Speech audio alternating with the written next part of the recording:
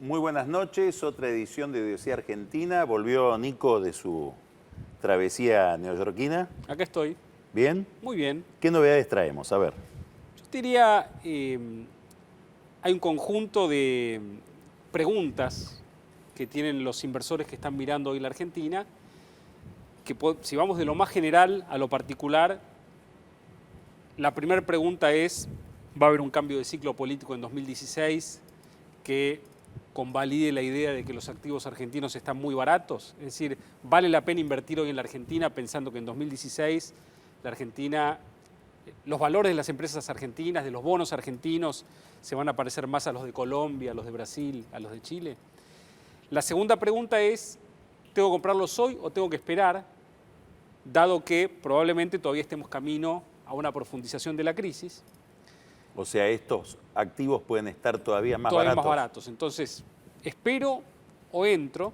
Y ahí ¿Quiénes son los que se hacen estas preguntas? ¿Inversores qué quiere decir? Yo te diría que hay todo un universo nuevo de inversores mirando la Argentina, lo cual es muy bueno para los que les vendemos servicios a ellos, porque saben muy poco de la Argentina. Es decir, han entrado a la Argentina. O sea, son inversores y por suerte son ignorantes, decís.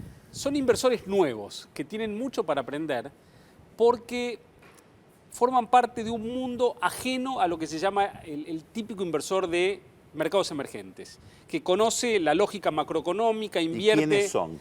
Son fondos que se llaman de distress, o sea, que entran a situaciones problemáticas, básicamente, por ejemplo, en el mercado de deuda corporativa norteamericana. Entonces, así como compraban bonos de Toys R Us, la compañía, sí, la cadena de venta de juguetes en Estados Unidos, ahora que los bonos de Toys R Us rinden 5%, empiezan a buscar otras oportunidades.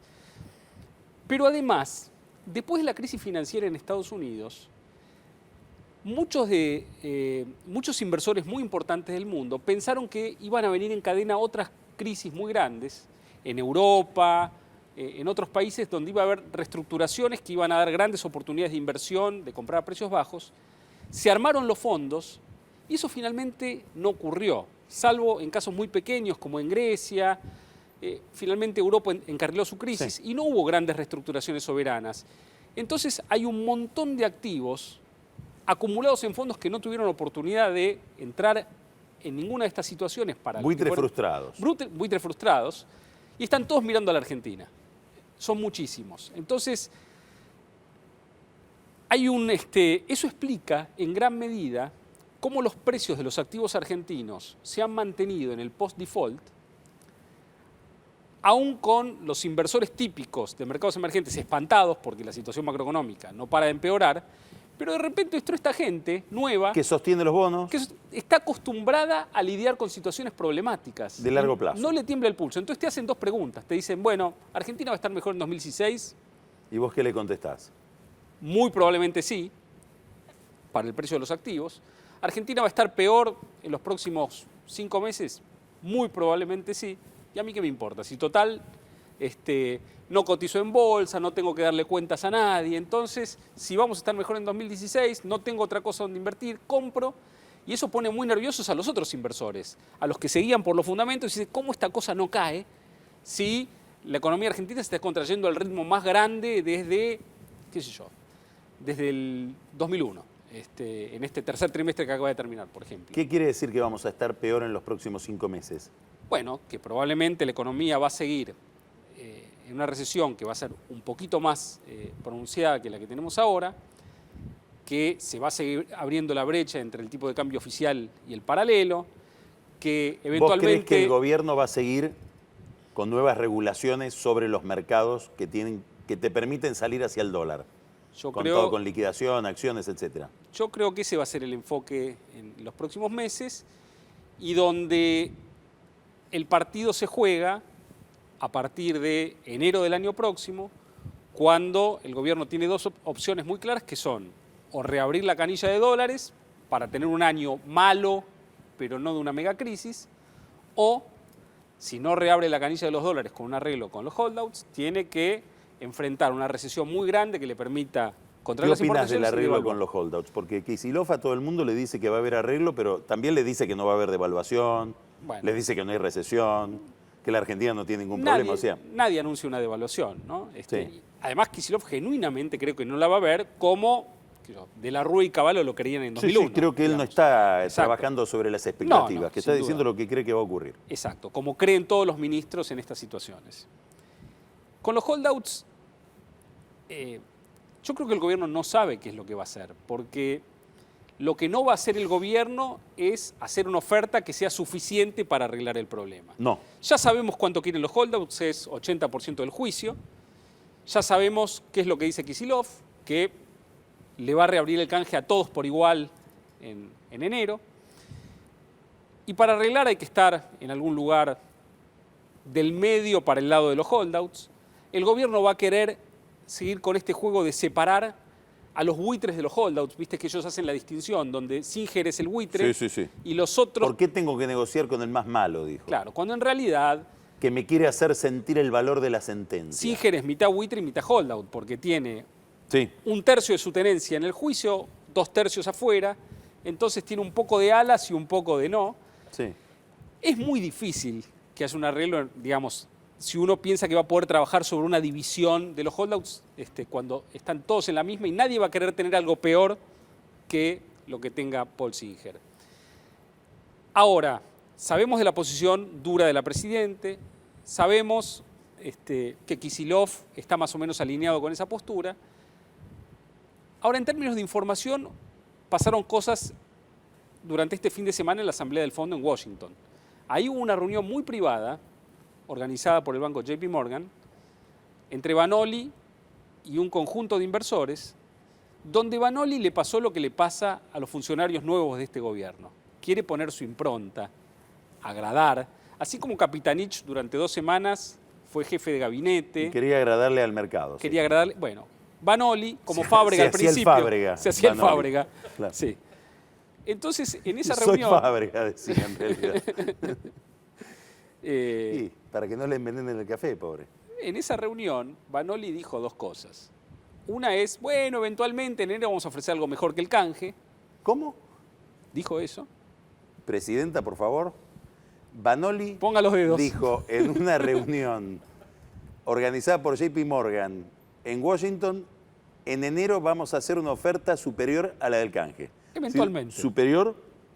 Sí, agreguemos eventualmente. Eventualmente. Superior entonces a lo que marca la ley. Bueno, decirlo no leyes. viola la ley porque se puede derogar antes de hacer la pero él oferta. dice que Sí, vamos a modificar la ley. así entonces. es. Y la Audaz Vanoli. Y la segunda cuestión que hizo Vanoli fue hablar como un analista, no como un presidente del Banco Central, porque dijo, bueno, para el año que viene hay 2 escenarios. Uno si arreglamos y otro si no arreglamos. O sea que quiere decir que no tiene la menor idea qué es lo que va a pasar, igual que Cristina, igual que Kicillof. Y si no arreglamos se va todo al diablo. Es decir, dice Sí. lo que dice todo el mundo. Así es. La otra pieza de información que tenemos de cosas que han pasado en Estados Unidos es la reunión entre Cristina y Soros. Sí. En esa reunión, básicamente, Soros es una persona ya de 84 años con muy poca paciencia, que fue a la reunión, esa Estás reunión... como Cristina con Griesa. Digamos. Esa reunión- Te van a acusar por discriminatorio. No, digamos, estoy describiendo nada más su poca paciencia. En esa reunión, que estaba pautada entre el número 2 del fondo de Soros, que es quien lo maneja, y el gobierno pidió que vaya Soros para el marketing, ¿no? Pero entonces, la persona que maneja el fondo de Soros, sabiendo que su jefe tiene poca paciencia, lo primero que dijo es qué van a hacer con los holdouts. Y Cristina le contestó, de eso no puedo hablar hasta enero. O sea, en enero va a pasar algo. Va a pasar algo que, digamos, estamos Ahora, entre... esta historia desmiente que Soros haya ido con un No. plan muy especial. Esas cosas, Carlos, son así. ¿Usted está invirtiendo en YPF? Sí, YPF es muy interesante. ¿Usted piensa que YPF es muy interesante? Sí, eventualmente, en el futuro tenemos planes. ¿Por qué no lo dice públicamente? Claro. Y después de eso, digamos, sí, Soros se mostró muy interesado. Claro, bueno, es así. Es como en cada reunión a la que van funcionarios argentinos Les dicen que los van a financiar. con fondos del exterior, lo primero que les dicen es, nosotros tenemos bonos del 2005 y 2010 porque apoyamos a la Argentina. Ahora, te hago una pregunta. Es la mejor manera Vos de abrir decís, una reunión. en los próximos 5 meses va a haber un deterioro. Sí. Bueno, Carlos, el deterioro ya está con nosotros. Bueno, en el tercer trimestre... Está bien, pero no me interesan los próximos 5 meses. Me interesa el primer año del próximo gobierno. Sí. Hay una frase muy feliz, muy expresiva desde el punto de vista literario de Julio Sanguinetti, el expresidente uruguayo, que dice: el futuro ya no es lo que era. ¿Tenemos la voz de Sanguinetti? No tenemos la voz de Sanguinetti. El primer año del próximo gobierno me parece que ya no es lo que era. No. Y uno cuando mira las expresiones de los economistas, etcétera, dicen, bueno, en unos meses con que el próximo presidente haga gestos hacia el mercado, vienen los capitales y se resuelve todo rápidamente. ¿Vos crees que la economía que va a dejar Cristina es una economía donde con 3 gestos hacia el mercado y un poquito de acuerdo económico y social, como quieren Massa con La Baña, esto se arregla rápidamente? ¿O vamos a un problema más complejo que va a requerir señales más fuertes y para el consenso social que hay hoy en la Argentina más desagradables? Para mí sí y no. Sí, en el sentido de que el principal problema de la economía argentina hoy es la mala praxis. Es mucho más fácil arreglar Argentina que España, donde el nivel de deuda de todo el mundo es altísimo y es pan y agua por muchos años y crecimiento muy bajo hasta que todo el mundo baje su apalancamiento. Ahora, no en el sentido de que el próximo gobierno va a tener un déficit fiscal de 7 puntos del PBI. Ahora, ese es un problema de flujo, no de stocks. En términos de stocks, la Argentina no acumula problemas gigantescos, aun cuando los flujos llegan mucho más desbalanceados de lo que pensábamos que iban a llegar de repente cuando uno miraba las cosas 2 años atrás, pero nos están apurando. Así que vamos a seguir ahora con el programa y vamos a retomar después un poquito estos temas cuando hablemos con nuestros invitados. Vamos a hablar ahora con el doctor Gustavo Lopardo. Vamos a irnos totalmente de este tema, vamos a ir a otro problema internacional, que es el ébola y el miedo que está produciendo la aparición de un monstruo desconocido, al menos para nosotros, no para el doctor. Y en el siguiente bloque, vamos a seguir vendiendo, vamos a charlar con Marcos Novaro acerca de la política argentina. Gustavo. Gustavo, ¿qué tal? Buenas noches. Gracias por venir. Carlos? Hola, Nicolás. Buenas noches. ¿Qué es el ébola? El ébola, tan mencionado en estos días, es un virus que los conocemos hace no tantos años. El ébola lo conocemos desde años. El primer brote de ébola se describió en Zaire, lo que hoy es la República del Congo, en el año 76. Se describió como una enfermedad nueva, que era completamente desconocida, produjo un pequeño brote que se autolimitó. Y estas son unas palabras para llevarnos, ¿no? Se autolimitó quiere decir que no había tratamiento, por supuesto, no había vacuna, sin embargo, los casos se redujeron a un grupo y desapareció. Y desde el 76 hasta marzo de este año, cuando empezó este brote tan importante, esta epidemia, hubo una enorme cantidad de brotes, que acumularon algo más de 2.000 casos en total. Siempre en la misma zona geográfica. Siempre en África, no siempre. El más grande, por ejemplo, fue en Uganda, en 2000. ¿Nunca se habían producido casos de contagio por fuera de África, al menos registrados? Todos fueron en países africanos. Esto es una novedad, entonces. Claro. Esto es una novedad. Y aparte es una novedad porque fíjense que del año 76 a 2008, entre todos los brotes, sumaron 2.000 y pico de casos. El más grande, insisto, el de Uganda en 2.400 y pico. En este momento, en los 3 países afectados, sabemos Sierra Leona, Liberia y Guinea, más de 8.000 casos, 4.000 muertos. Definitivamente algo diferente está pasando. ¿Qué tasa de mortalidad tiene el ébola? Mira, es interesante porque hay distintos virus del ébola, distintas variedades, y en los distintos brotes tuvo distinta mortalidad. La mortalidad en general se vio que iba del 50 al 90%. Eso es enorme. ¿Eso ya se sabía? Eso se sabía. Con la experiencia de los últimos 20 años. Previo. Digamos, antes de marzo de 2014, que es cuando comienza este brote, se sabía 50-90. 50-90% tratados en casi África, no tratados. Casi no tratados. Manejados, podríamos decir, en la realidad de cada uno de esos países. En este es un poquito inferior a 4.000, al 50%. Sabemos que hubo algo más de 8.000 casos, unos 4.000 muertos. Es decir, que estamos nuevamente en 50%. ¿Se sabe si es por mejoras en el tratamiento o por, digamos, o por un virus más benigno o no? Todavía no tenemos evidencia que el virus sea distinto que el que había antes. En 2 aspectos, y es bueno lo que vos enfocás, que es, el virus puede cambiar en su transmisibilidad o en su agresividad. Ninguna de las 2 cosas son evidentes desde el punto de vista molecular del virus. Lo que puede cambiar es esto, el diagnóstico más precoz definitivamente mejora el pronóstico. Un ejemplo para los argentinos es el antivirus. Sí. El antivirus se descubrió en Argentina hace 20 años, en el año 93-94. No existe tratamiento para el antivirus, no existe vacuna. La evolución de que depende de que si a vos te lo diagnostican precozmente y te manejan adecuadamente, la mortalidad baja considerablemente. Medidas de soporte. Hoy, con ébola, medidas de soporte. Ninguna droga es efectiva para matar el virus, ninguna vacuna por el momento lo previene. ¿Qué impresión tenés de cómo el dispositivo médico e infectológico occidental, digamos, sobre todo europeo, americano, que es donde empezó a haber mayor riesgo, mayor peligro, qué capacidad tuvo de reaccionar frente a esto? Ustedes vieron que hoy Organización Mundial de la Salud alertó diciendo que el mundo no está preparado para una epidemia como esta. Y es difícil, en este mundo con 7.000 millones de habitantes no resulta nada fácil estar realmente preparados. Sin dudas. Los países más afectados, sin duda, están muy poco preparados. Y lo que hemos visto es que en realidad no llegó a España. A España se trasladaron 2 personas afectadas y algo falló, porque el error humano puede ocurrir en el primer mundo, donde una enfermera adquirió la infección. Y una persona afectada llegó que es por a esa historia que se cuenta, que se tocó la cara cuando se estaba sacando yo no tengo más información que la que conocemos. La semana pasada fue el Congreso de la Sociedad Americana de Infectología, se habló del tema, no existen detalles, pero algo debe haber pasado. Creemos que hubo algún error humano donde esto pasó, y pasó en Estados Unidos, donde también hay una persona afectada, las 2 personal de salud. Importante. Muchos de nosotros, las 2, personal de salud, fueron hemos enfermeras. visto esta película Epidemia, que fue una película hace, no sé, 15 años.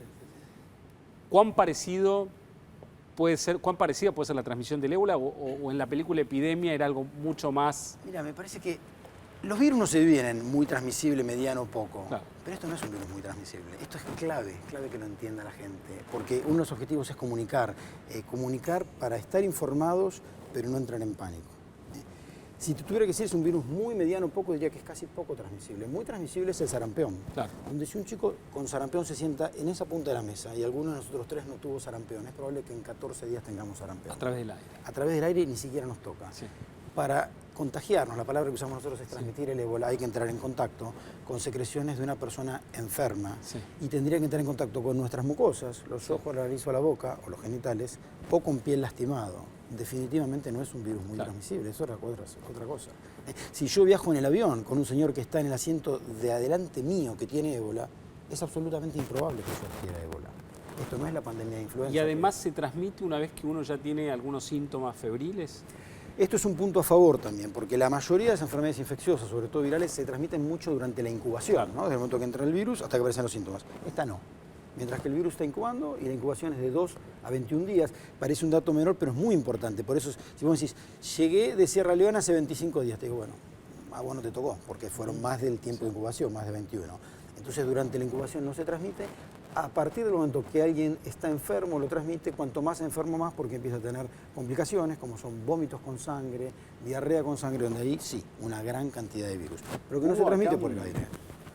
Veía yo el otro día los diarios brasileños donde había aparentemente un caso de ébola en Brasil, Sí.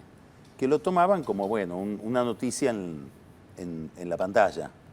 Los diarios argentinos habían tomado ese caso brasileño con mucho más alarma, con una cobertura mucho más espectacular, digamos.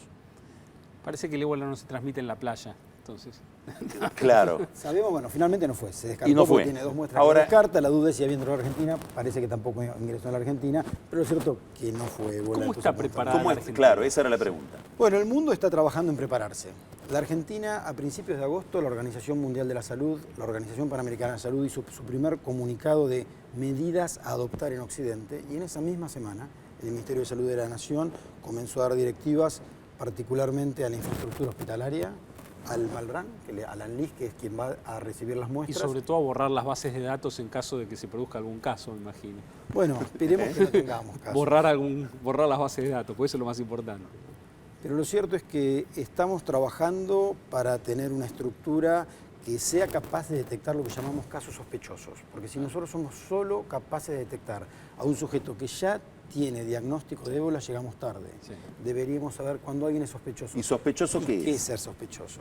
La definición hoy en el mundo occidental, porque no es lo mismo ser sospechoso en Sierra Leona que en la ciudad de Buenos Aires. En Sierra Leona, con fiebre y algún dolorcito... Ya es muy probable. Mientras que acá necesitamos tener fiebre alta, se dice más de 38,6, y 2 datos claves que son epidemiológicos. venir de algunos de los países afectados, que no es España, Estados Unidos o ahora se sumó Alemania con un caso. Son los 3 países que mencionamos de África o haber estado en contacto con alguien que lo tuvo, lo cual por el momento, afortunadamente en nuestro país, no es una situación de las más Repetimos factibles. los 3 países. Sierra Leona, Sí. Guinea y Liberia. No son países donde vos suelas ir, así que quédate tranquilo. Estuvo afectado Nigeria. hay mucho No es tu holdout línea, ahí. ¿no? Nigeria tuvo 20 casos y se autolimitó. Hace más de 21 días que no hay casos. No quiere decir que no pueda volver a verlos. 21 días, periodo máximo de incubación. Por el momento no tenemos ¿Qué evidencia. hizo Liberia en ese momento? O sea, Lo que hizo Nigeria y probablemente lo que haya pasado en las otras epidemias. que frenó el la virus- circulación, o sea, Claro, hizo el que la virus- gente se quede en la casa. Claro, que el virus no es tan transmisible, no se cortaron todas las cosas. Un país como Nigeria, ustedes saben, es una Sí. estructura complicadísima, ni saben cuántos habitantes tiene, Sí. y sin embargo ahí se contuvo. Hay algo particular que tienen estos países y es que las personas cuando fallecen, y la mitad de los dijimos que habían muerto, Sí. muere la persona, pero el virus sigue vivo por muchos días en el cadáver. Y los ritos funerarios que se hacen en estos países, que tienen que ver con tocar, envolver al cadáver, hasta peinarlo, tienen mucho que ver con que los afectados fueron los familiares de los pacientes, el personal de salud y todos los que tienen que ver con el rito religioso o de la muerte. Y esto en Occidente es diferente. Entonces, Lograron... expandir la epidemia, sin duda, porque adquirían la infección de esa Vos forma. contabas, Gustavo, que estuviste en un congreso internacional de epidemiología, ¿no? De infectología. Sí, no estuve porque la pierna que estaba bajo la mesa está rota. Estabas me tuve impedido. que Bueno, pero operar, estarás enterado de lo que pasó. Hoy, afortunadamente, podemos tener las novedades rápidamente de lo que ¿Y sucede. qué nivel de conmoción o de inquietud o de movilización producen los científicos este fenómeno? Hay preocupación, pero también unos mensajes del Centro de Control de Enfermedades de Estados Unidos es que hay que enviar un mensaje que tranquilice a la población. Todo lo que sea pánico en nada ayuda. Seguramente ustedes y muchos de los que nos escuchan han leído la novela de Albert Camus, La peste, ¿no es cierto? Sí, sí. Y él en esta ciudad del norte de Argelia hablaba de una peste que mataba a las ratas, que podía afectar a los seres humanos, pero el mensaje final era que una de las cosas que nos iba a ayudar era la solidaridad. Y en esto la requerimos desde las autoridades sanitarias, desde la estructura de salud, pero también de las personas. Si alguien viene de Miami a Buenos Aires en un vuelo, pero no nos dice que en el vuelo previo había volado de Sierra Leona a Miami, Claro. no contamos con solidaridad y no hay ningún sistema que pueda ser del todo efectivo para detectar un caso sospechoso en ese caso. Bueno, muchísimas gracias. Muchas Gustavo. gracias, Gustavo, interesantísimo. Gracias a ustedes, un gusto. Seguimos ahora en Odisea, vamos a estar con Marcos Novaro y vamos a repasar la política nacional. Ya volvemos.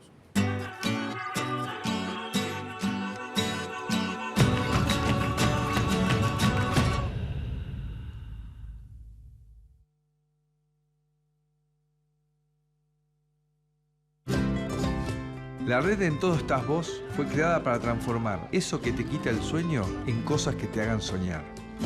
Entrá a buenosaires.gov.ar/red En Todo Estás Vos. Buenos Aires Ciudad. En Todo Estás Vos. ¿Están contentos con el hermanito nuevo?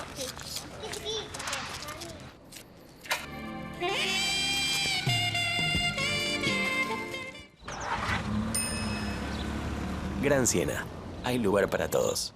IRSA. Somos la mayor empresa argentina inversora en bienes raíces. IRSA. Líderes en real estate. Silfa. Laboratorios farmacéuticos. Auténticamente argentinos. Hoy somos más que una compañía de gas. Somos parte de un grupo energético mundial. Y así, seguimos creciendo, comprometidos con la comunidad y protegiendo el medio ambiente. Hoy más que nunca, nos renovamos. Gas Natural Fenosa, con toda la energía del mundo. Bancor le ofrece líneas de asistencia financiera para el sector agropecuario, adquisición de maquinaria agrícola, capital de trabajo para el sector tambero, compra de insumos agrícolas y tarjeta Bancor Agro. Estamos de su lado. Moscardelli, ¿cómo se llamaba su hijo? Lucas. ¿Se porta bien? Es un tesoro el pibe. Además, cuando le digo que le voy a levantar en peso, se pone contento. Salió bien. Moscardelli, ¿para qué ganar uno si puede ganar 4? ¿No le parece? Por solo 6 pesos, jugás Quiniela Plus y Super Plus. Y además, Plus 9 te da la chance de ganar hasta 4 millones. Lotería de la provincia. Buenos Aires activa como nunca. Gobernación Daniel Scioli.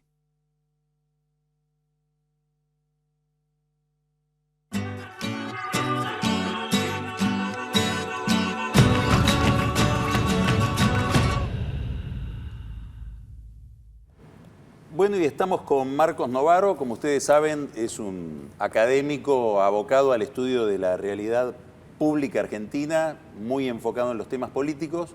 Y a mí me gustaría, ya que vos te dedicaste, Marcos, no solamente al análisis, digamos, sistemático de la política, sino histórico también, que nos cuentes qué significó Cafiero para la política argentina de los últimos 40 años, 30 años, digamos, del 83 para acá.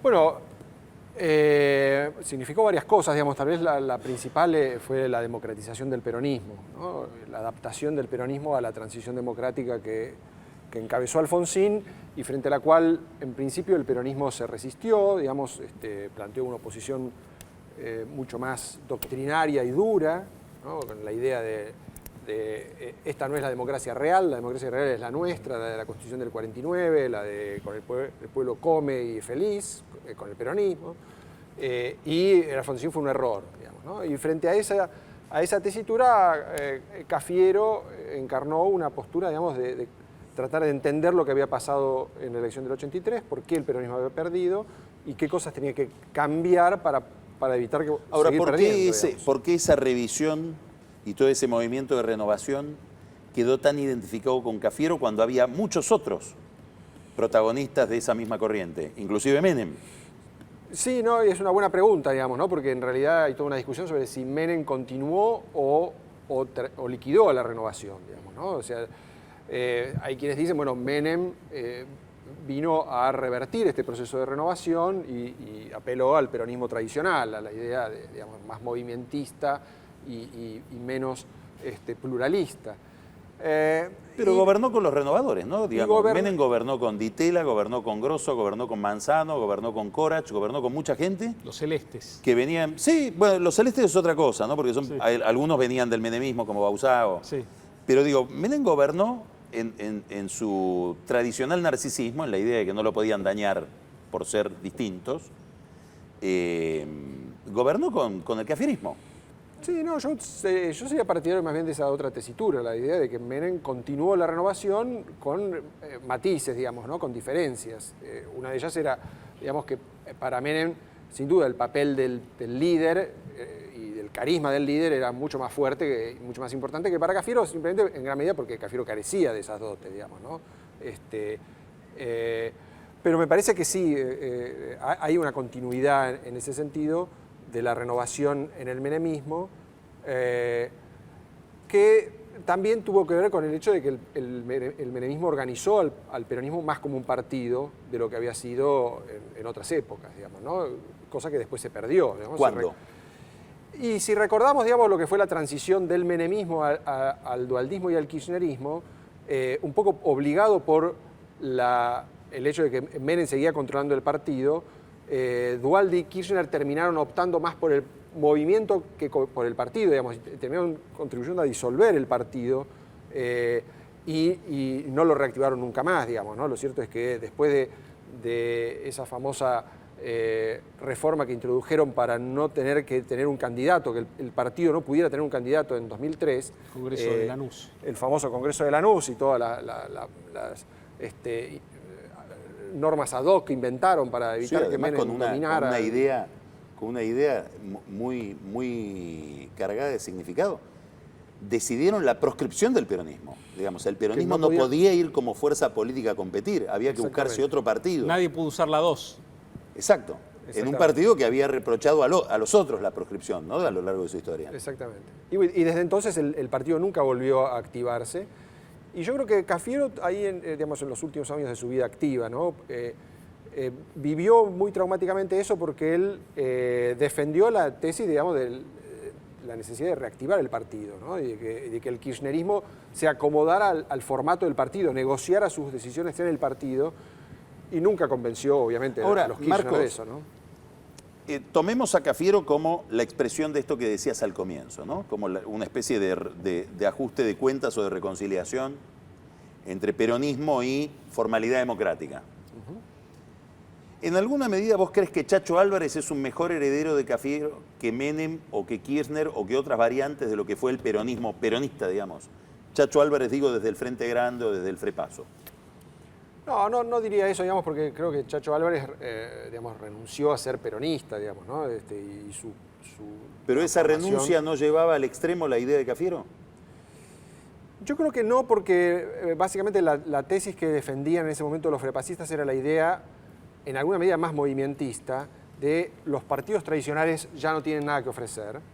Menem es la representación de esto, es la representación de que estas fuerzas han dejado de ser fuerzas populares, y es el bipartidismo tradicional lo que está haciendo digamos, este cogobierno con reformas de mercado y que supuestamente están destruyendo las tradiciones políticas democráticos y populares, y entonces hay que hacer una nueva fuerza política.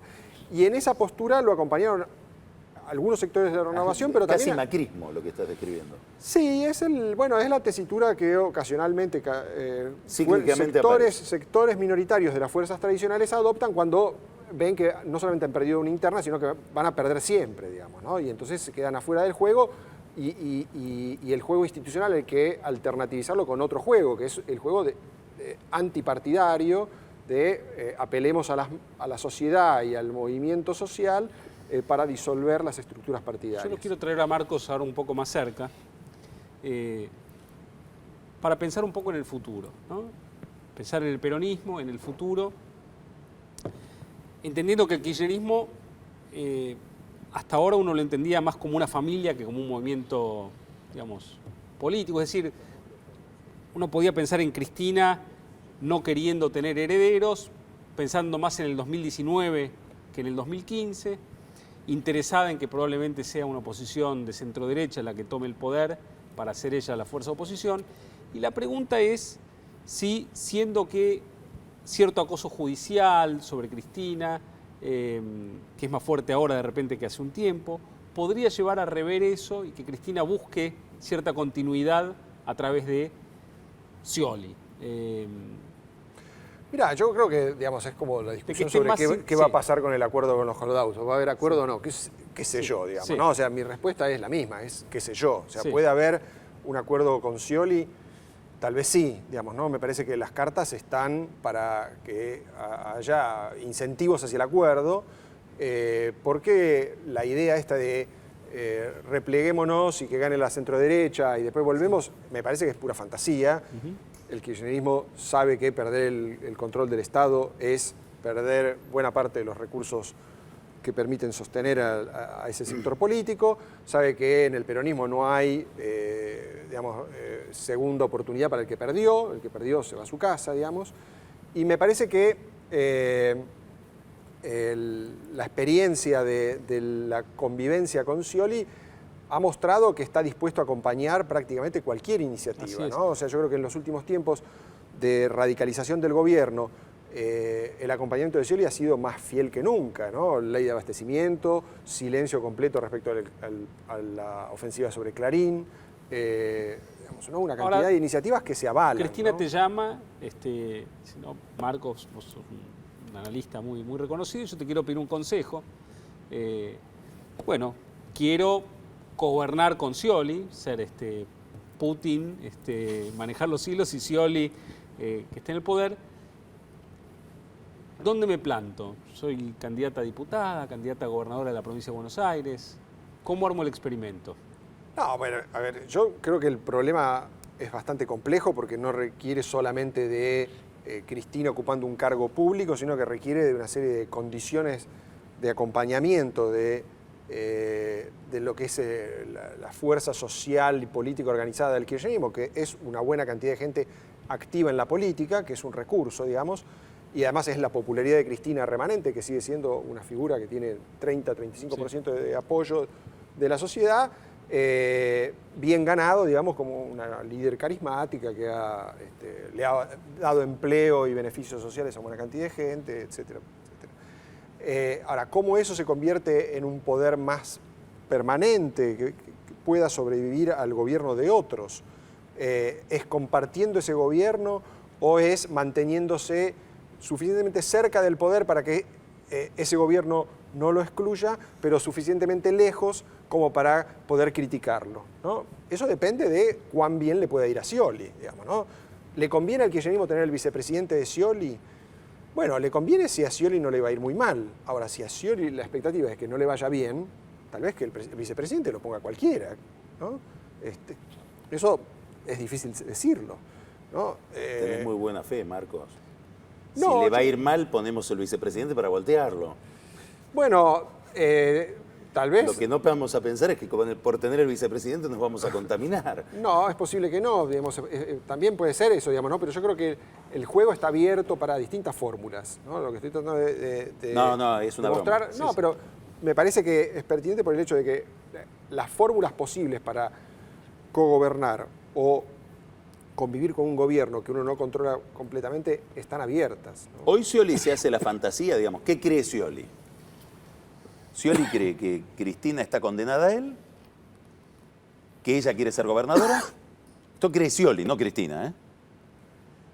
Que lo va a mandar Cristina quiere ser gobernadora. Que Cristina quiere ser gobernadora. El adelanto que nos dio Rucauf cuando abrimos la temporada de Odisea de este año. Claro, eso cree Scioli. Sí. No sé si lo habrá dicho Rucauf. Puede ser. ¿Cree Scioli que Máximo va a ser candidato a diputado, eventualmente para presidir la Cámara de Diputados? Él dejaría que le pongan el vice, el subvice, los ministros, la lista de diputados, y que con eso comprometería de tal manera al kirchnerismo que el kirchnerismo, pensando en sí mismo y no en él, lo haría estar indefectiblemente en la primera vuelta. Y yo después me arreglo, esa es la idea de Scioli. Claro. En la idea también, a lo Menem, de tener una gran habilidad para gobernar con los que no lo quieren. No sé si tendrá esa habilidad.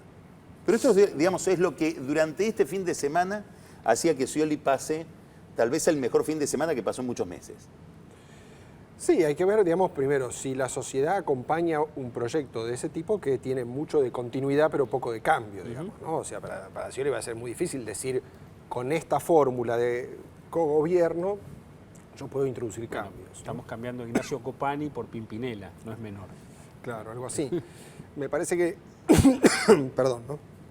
El otro problema es si la situación que permite a Scioli ganar es una en la que la bomba de tiempo se carga de un poder destructivo muy grande. Es la misma situación que después le va a ser muy difícil gobernar, ¿no? O sea, Scioli para ganar tiene que volver a la idea de una transición tranquila. Bueno, probablemente en un esquema como el que Scioli sueña, no digo que sea el que va a ocurrir ni el que sueñe Cristina, va a ser más inquietante la pregunta por la gobernabilidad en esa alianza entre Scioli y el kirchnerismo que en una alianza entre Macri y los radicales, o Massa y los radicales, o los radicales con los socialistas, digamos. Ya nos haríamos una pregunta muy concreta sobre la gobernabilidad y sobre el manejo del poder en un gobierno peronista. Sí, y con una deuda que no le puede echar en cara a nadie más que a sí mismo, digamos, ¿no? Porque a Scioli, y más todavía a quienes lo acompañan desde el kirchnerismo, le va a resultar muy difícil echarle la culpa a otros de todos los problemas que heredaron, ¿no? Entonces, esa fórmula, digamos, donde yo tengo que tapar todos los problemas de acá al 2015 para poder ganar, pero después todos esos problemas me van a estallar en la mano, bueno, está tensionando mucho las cosas en una gestión que hasta aquí, digamos, me parece que ha abandonado la línea de la transición tranquila, ¿no? O sea, si uno veía la línea desde enero de este año, es decir, devaluemos, reduzcamos los desequilibrios y tratemos de acomodar los tantos para llegar medianamente bien, sin desequilibrios mayores a la elección, bueno, lo que tenemos hoy es radicalización, no vamos a devaluar, vamos a seguir emitiendo y reprimiendo toda la fuga posible del dólar y aguantemos hasta a ver si llegamos a octubre de 2015 y después Dios dirá, digamos, ¿no? Entonces, con esa fórmula, yo creo que Scioli está bastante preocupado y puede ser que hoy por hoy vea que tiene menos resistencias en el kirchnerismo para llegar a la candidatura presidencial, pero me da la impresión de que la preocupación que debería tener es primero, si el kirchnerismo no lo va a usar como la frutilla de un postre que no le pertenece en lo más mínimo. Y probablemente a él no le preocupe eso, ¿no? Por cómo mira la política. Tal vez no le preocupa porque espera que de todos modos ganar, digamos, ¿no? Pero ese postre también puede estar armado simplemente para perder dignamente y que todos obtengan un beneficio, menos las él. Listas, digamos, ¿no? las listas. Bueno, Marcos, muchas gracias Muchas por venir. gracias. No, gracias a ustedes.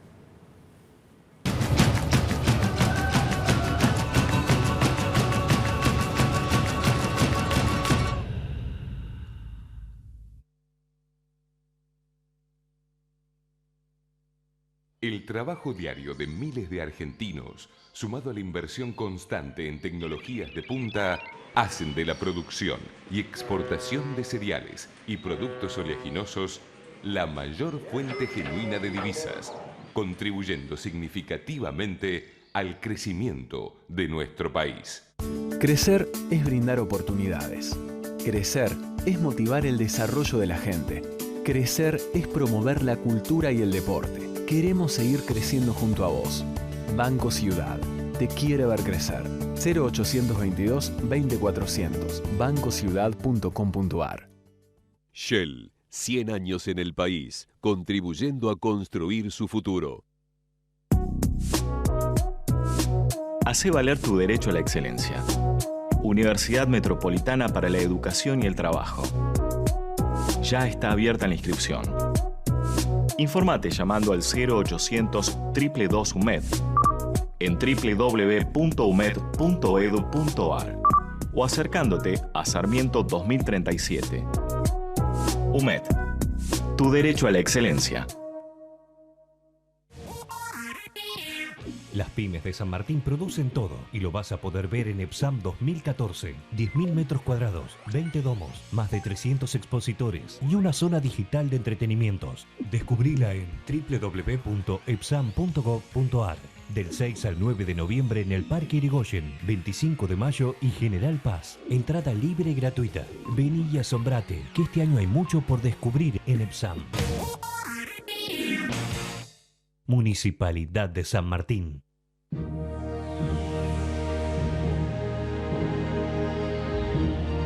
Estamos en todo el país, por eso nuestro compromiso no tiene límites.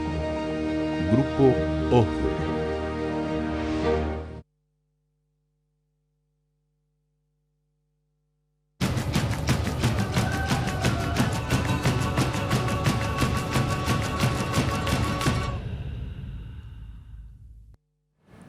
Y recién Marcos Novaros nos recordaba a Cafiero como el dirigente peronista que mejor había sabido interpretar el significado del triunfo alfonsinista, la derrota del peronismo en el año 83. Y es cierto porque Cafiero a partir de esa experiencia vivió en diálogo permanente con lo otro, sobre todo con los radicales y con los alfonsinistas. Por eso lo vamos a recordar ahora, en nuestra década hablada, en el último párrafo de su despedida de Raúl Alfonsín en La Recoleta. El peronismo mío, el que yo conozco, habrá otro peronismo que tal vez no suscriba lo que acabo de decir. Bueno, nosotros siempre hemos dado para todo. El peronismo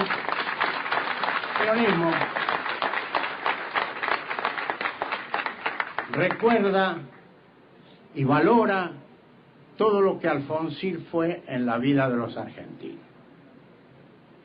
Y diría, para terminar, que sus últimas palabras pudieron haber sido: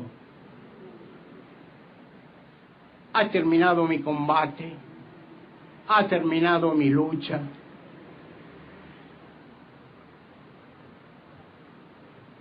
he vencido porque he conservado la fe.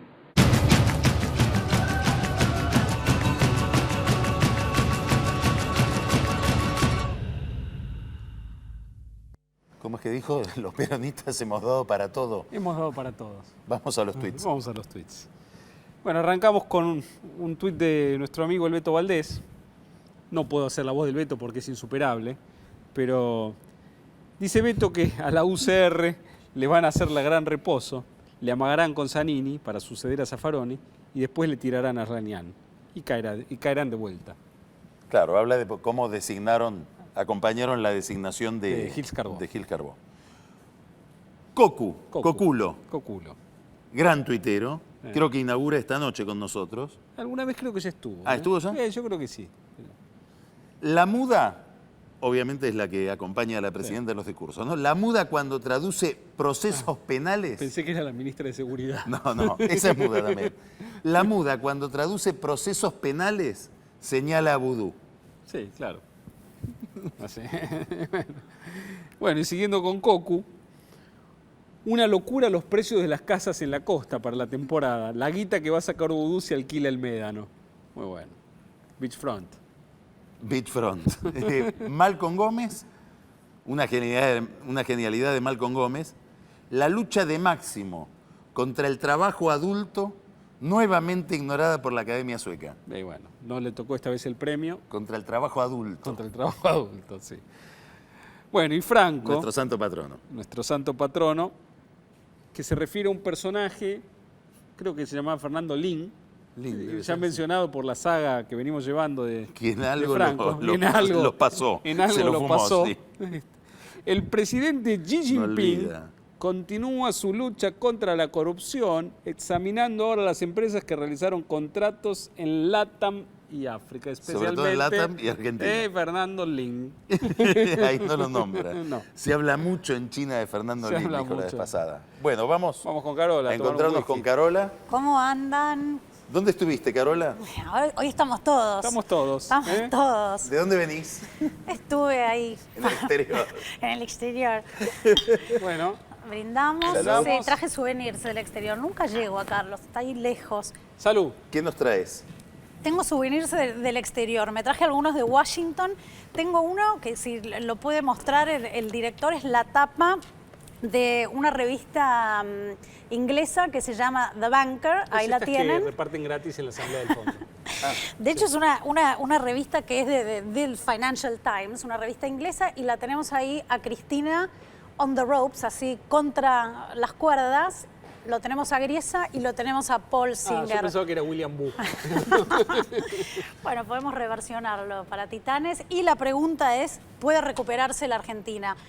Para leer el artículo online hay que pagar. Tapa, ¿no? Muy buitre, claro. De Banker se llama. No muestran enemigos totales. No muestran otro round donde había sido Deben totalmente estar en el bolillero esos de Banker. Seguramente, pero ojo que cuando hablan de los fondos se refieren a los vulture funds. Usan la palabra buitres no, que... lo que pasa es que ahí la usan, pero como sin connotación negativa. O sea, es una descripción de una industria. De un lindo animalito. Claro, sí. Bonito animalito. Un lindo animalito. Sí. También tengo de Washington... así fuentes cercanas a la embajada me han provisto de una página del Washington Post, la puedo mostrar ahí, no la vamos a leer porque es larguísima. A ver, Dire. La mostré ahí, la mantengo ahí. Muy bien. Sí.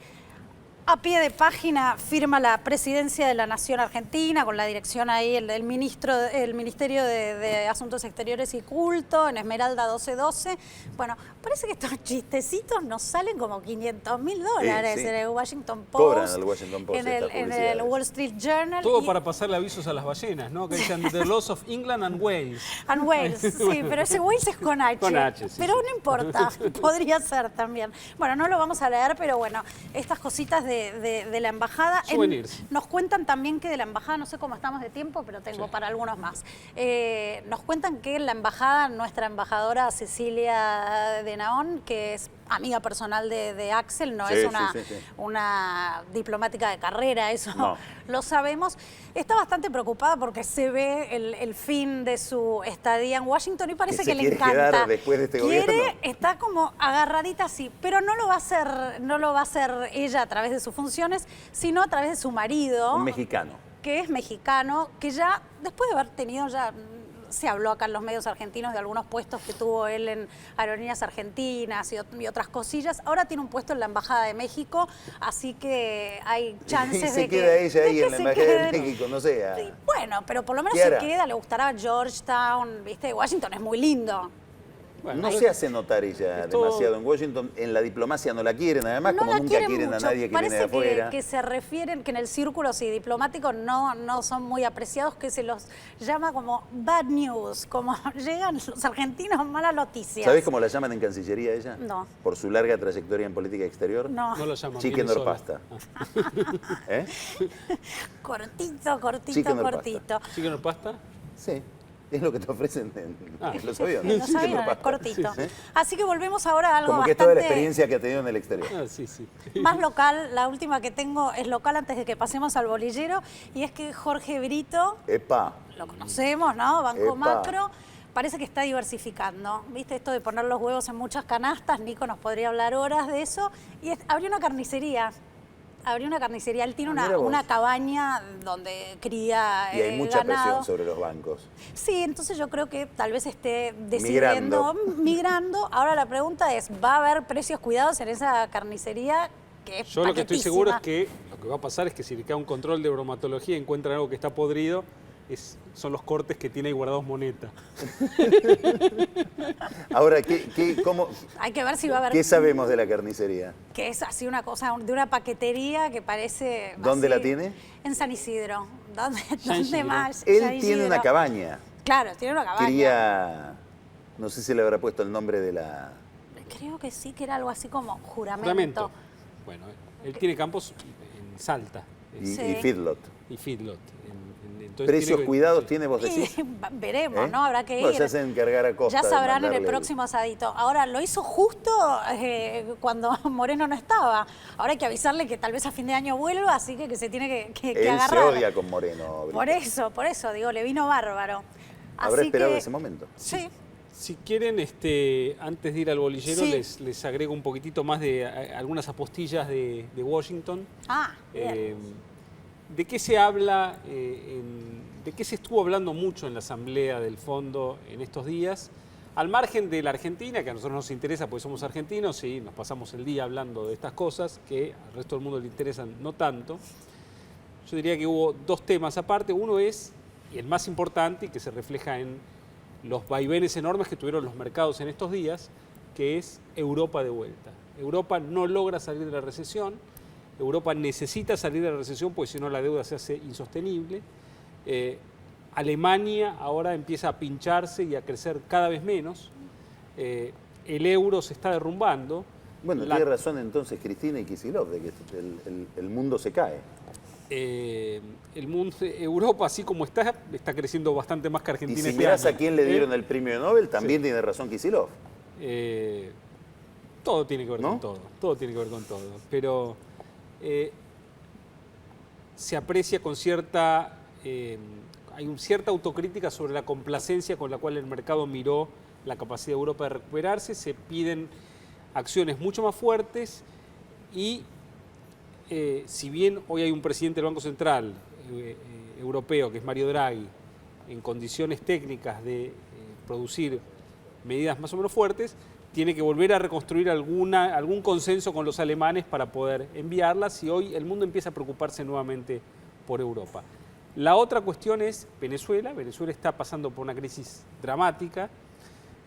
Los precios de los activos se están derrumbando, hay una huida masiva de los activos venezolanos y Ricardo Hausmann, que es el economista más conocido de Venezuela, un libre pensador, profesor de la Kennedy School en Harvard, llama al gobierno venezolano a defaultear. Dice, bueno, si ya no le estamos pagando a nadie, no le paguemos tampoco a los bonistas, y lo dijo en una reunión organizada por el Bank of America, Merrill Lynch, en Washington, donde todos se lo querían morfar, se armó una batahola, donde viene a ser, digamos, el Calomiris de la Argentina en 2001, ¿se acuerdan que Cavallo perseguía? ¡Ese señor Calomiris! Bueno, entonces hoy tenemos a Hausmann en Venezuela. Vamos entonces ahora a elegir a nuestro enemigo de la semana. No podemos terminar esto sin tener un enemigo. Nuestro enemigo. Explicamos un poco cómo es mientras yo doy vueltas al bolillero. Tenemos... Este es nuestro generador automático de enemigos que nos lo manda Zanini, es el que usan en la Casa de Gobierno semana a semana. Lo pasan a buscar dentro de un rato. Y tenemos nos lo prestan por un ratito. 3 columnas y sacamos 3 bolillas. La primera... Número... B2, que es el 2. Corporaciones. El número 2. La volvemos a poner. Corporaciones, nos gusta corporaciones, ¿o no? Tenemos la segunda bolilla para la segunda columna, que es el 6. Acumulativas, corporaciones acumulativas. Y vamos a completar con el 5. Antipopulares. Ahí va. El enemigo de la semana entonces son las corporaciones acumulativas antipopulares. Hausmann estará ahí. Hausmann es parte de las corporaciones conspirativas antipopulares. Perfecto. Vamos a brindar nuevamente, a desearles a todos nuestros muy buena semana. Muy buena semana. Nos vemos el martes. Que les sea leve. Y en homenaje a Antonio, nos vamos a ir escuchando un tema de Keith Jarrett. Lindo. Hasta el martes que viene. Hasta el martes que viene.